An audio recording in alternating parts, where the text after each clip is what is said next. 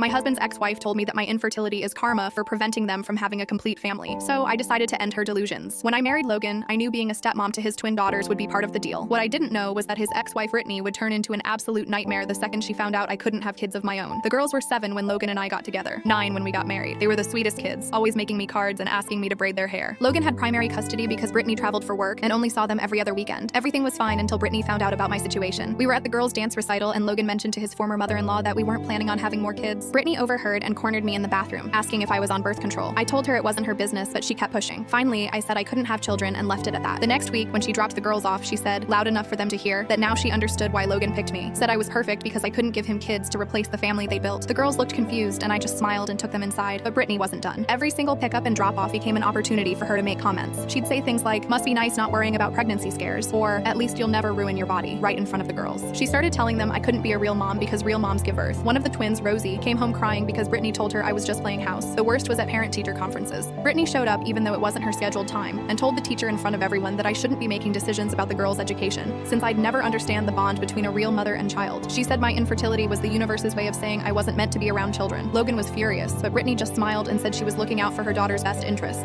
She started this campaign where she'd text Logan constantly about how the girls needed their real family together. She'd send old family photos and videos, saying the girls deserved parents who could give them siblings. She told him I was probably relieved I couldn't get pregnant because it meant I didn't have to commit fully to the family. She even suggested my infertility was karma for breaking up their marriage, even though they'd been divorced for 2 years before I met Logan. Things escalated when she found out we'd looked into adoption. She called Logan, screaming that bringing another kid into the house would confuse the twins and make them feel replaced. Then she called me directly and said if I really cared about the girls, I'd leave so Logan could find someone who could give them a complete family. She said my presence was a daily reminder of what the girls would never have, a proper family with siblings from both parents. The breaking point came at the girls' 10th birthday party. We had it at our house with all their friends. Brittany showed up uninvited with this huge gift and made a speech about how she'd always be their only real mom. Then she looked at me and said in front of everyone that it was a punishment, me not being able to have babies, because I was standing in the way of their family being complete again. The whole backyard went silent. The girls started crying. That's when I decided to end this. I walked over to Brittany very calmly while everyone watched. I said, actually, the girls had been asking me something for months, and maybe she could help answer it. They wanted to know why their real mom only saw them twice a month, why their real mom missed their school plays for work trips, why did their real mom forgot their birthday last year, but I remembered they wanted different cakes because they're different people, why their real mom didn't know Rosie was allergic to strawberries, but I carried an EpiPen everywhere, why their real mom didn't notice when Emma needed glasses, but I took her to 3 different doctors to make sure we got it right, why they have to explain to their friends that their real mom lived somewhere else while I was at every soccer game, every homework session, every nightmare, every sick day. I told her the girls asked me last week if they could call me mom, because that's what all their friends called the person who packed their lunches and signed their permission slips and knew their teachers' names. But I said they should ask their real mom first, so I asked her right there, in front of everyone, what should I tell them? Brittany's face went white, then red, and she started crying those angry tears where you're trying not to but can't stop. She grabbed her purse and left without saying goodbye to the girls. Logan filed for modified custody the next week. Brittany gets 1 weekend a month now. The girls call me mom.